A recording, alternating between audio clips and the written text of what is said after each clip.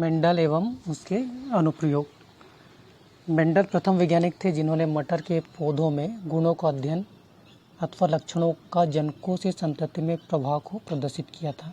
इनका जन्म 22 जुलाई 1822 में ऑस्ट्रिया के माराविया नामक स्थान के एक छोटा सा गांव सिलिसिया में हुआ था। ये ब्रून नामक स्थान पर एक मॉनेस्ट्री में ये पादरी का कार्य कर रहे थे और उस स्थान पर इन्होंने लगभग 14 वर्षों तक मटर के पौधों पर अपने प्रयोग किए। इस दौरान उनके द्वारा लगभग 10,000 प्रयोग किए गए। इनके प्रयोगों के परिणामों को इन्होंने ब्रून के प्राकृतिक विज्ञान संस्थान नेचुरल हिस्ट्री सोसाइटी ऑफ ब्रून के समक्ष रखा। इस संस्था के द्वारा ये परिणाम एक्सपेरिमेंट्स ऑफ प्लांट्स हाइब्रिडाइजेशन नामक शोध पत्र में प्रकाशित किए गए थे। इस प्रकार से हमने मेंडल के कार्यों के बारे में थोड़ा सा देखा कि कहाँ पर इन्होंने अपने कार्य किए थे और कौन से पौधों के ऊपर कार्य किए थे। हमने देखा इसमें मेंडल के द्वारा मटर के पौधे का चयन किया गया। तो मटर के पौधे का चयन करने के कारण क्या रहे हैं। मटर का पौधा एक वर्षीय होने के कारण इसका जीवन चक्र छोटा होता है। मटर का पौधा कैसा होता है, एक वर्षीय, इस कारण से इसका जीवन चक्र छोटा आता है। अतः पौधों का अध्ययन कई पीढ़ियों तक आसानी से किया जा सकता है। मटर के पौधे का चयन करने का एक कारण तो यह रहा कि ये एक वर्षीय है, इसका जीवन चक्र छोटा है और हम कई पीढ़ियों तक इसका अध्ययन कर सकते हैं। ये मेंडल के द्वारा कई पीढ़ियों तक इसका अध्ययन किया गया। दूसरा रहा, मटर के पुष्प द्विलिंगी होते हैं,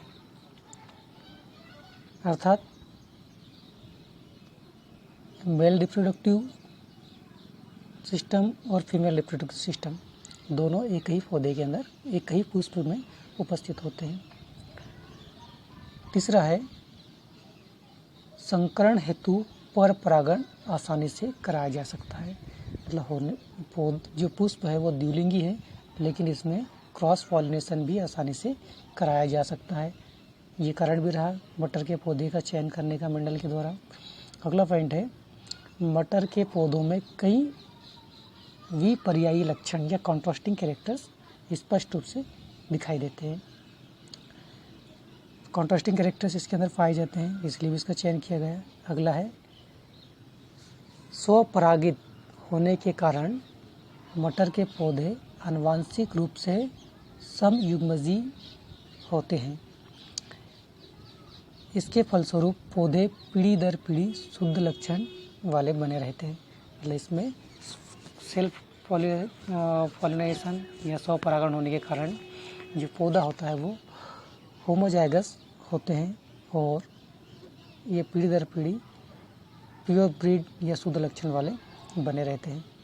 अगला पॉइंट है, द्विलिंगी पुष्पों का विपुंसन या इमैस्कुलेशन आसानी से किया जा सकता है। इन पुष्पों से पुंकेसरों को निकालना विपुंसन या इमैस्कुलेशन कहलाता है। तो ये भी कार्य आसानी से किया जा सकता है, इसलिए भी मेंडल के द्वारा इसका उपयोग किया गया। अगला पॉइंट इसका जो 7वें नंबर का है, जो F1 संतति के पौधों को आसानी से उगाया जा सकता है। जो F1 पीढ़ी है या फर्स्ट जनरेशन है, उनसे पौधे फर्टाइल होते हैं, इनको आसानी से उगाया जा सकता है, इसलिए भी मेंडल के द्वारा इसका प्रयोग किया गया था। अब मेंडल के द्वारा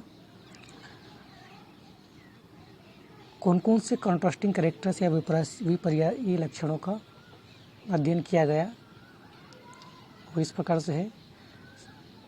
सबसे पहला लक्षण है बीज की आकृति। तो बीज की आकृति या तो बीज गोल चिकने बीज होंगे या फिर झुर्रीदार बीज होंगे। पहला लक्षण आपका है बीज की आकृति। तो बीज या तो कैसा होगा, चिकना होगा या फिर झुर्रीदार होगा। दूसरा है बीज पत्र का रंग, मतलब कलर ऑफ कॉटिलिडन्स।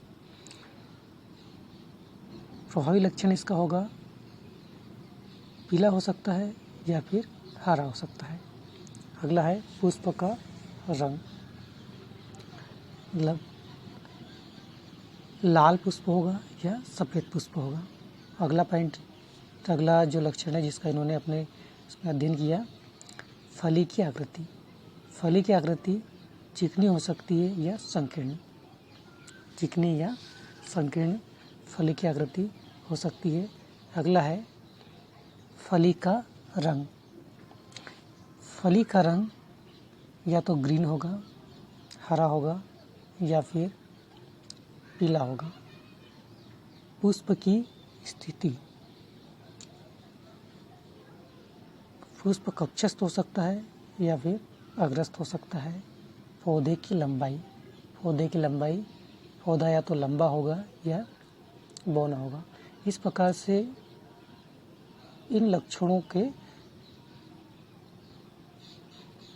2 गुण देखने को मिलते हैं। जैसे पौधे की लंबाई में या तो पौधा लंबा हो सकता है या बौना हो सकता है। इस प्रकार के लक्षणों को विपर्यायी लक्षण कहा जाता है। तो मेंडल के द्वारा इन 7 लक्षणों का चयन किया गया, इनका अध्ययन किया गया अपने एक्सपेरिमेंट्स में। इसमें एक लक्षण प्रभावी लक्षण कहलाता है और एक लक्षण अप्रभावी लक्षण होगा। आगे हम देखेंगे प्रभावी लक्षण किसे कहते हैं और अप्रभावी लक्षण किसे कहते हैं।